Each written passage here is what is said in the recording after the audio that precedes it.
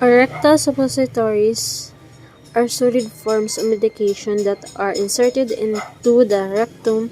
They come in different shapes, sizes, but they are usually narrowed at one end. Rectal suppositories can deliver many types of medication. For instance, they may contain glycerin not to treat constipation, acetaminophen to treat a fever. Medication from a rectal suppositories tends to work quickly. This is because the suppository melts inside the body and is absorbed directly into bloodstream. Talk to your doctor, and these steps should make it easier and painless to insert a rectal suppositories. If you have a question or if you're having a trouble inserting a suppositories, talk to your doctor or for the pharmacist. Thank you. Insert the suppositories, get it position. You can stand with one foot on the chair. You can also lie down on your side with your top legs slightly bent toward your stomach and with a bottom leg straight. If you're giving the suppositories to someone else, you may want to place them in the second position. Second, insert and the rectal suppositories. Relax your buttocks to make it easier to insert the suppositories. Third, insert the suppositories into the rectum narrow end first. Gently but firmly push the suppositories past and sphincter. The sphincter is muscular opening of the rectum for adults. Push it in the 1 inch. For children, depending on their size, push it in a half inch to 1 inch, and for the infants, push it in about of a half inch. Finishing up, first is sit or lie with your leg closed for 15 minutes. If you're giving the suppositories to a child, you may need to gently hold their buttocks closed during this time.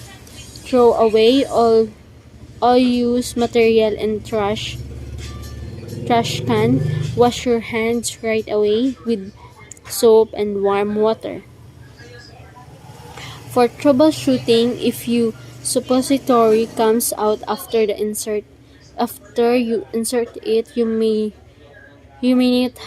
not have pushed if far enough into the rectum.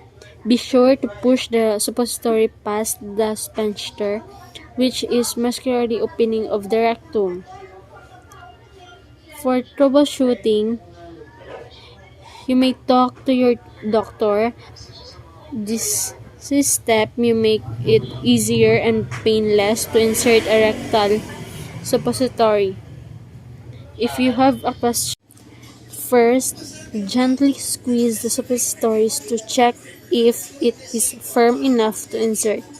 If it's not, let it harden by holding it under cold water.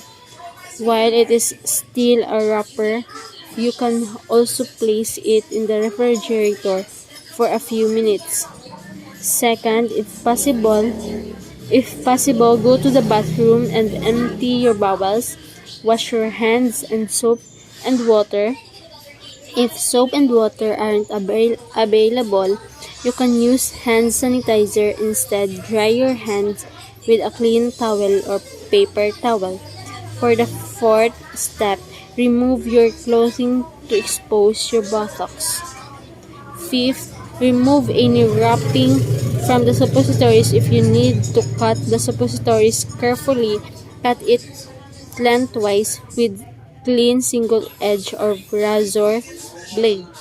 For the sixth step, to moisten the tip of suppository, apply a lubricating jelly such as key and white jelly. If you don't have lubricating jelly, any a small amount of water to your rectal area. Step by step, instruction for a rectal suppositories of yourself, you are a parent or a caregiver. You can also use these steps to give a suppositories to a child and the other adult. You have a trouble giving yourself a rectal suppositories as a loved one. Use these steps to help you. You will need to insert the rectal suppositories. You'll need the suppositories plus soap, water, or hand sanitizer to clean your hands.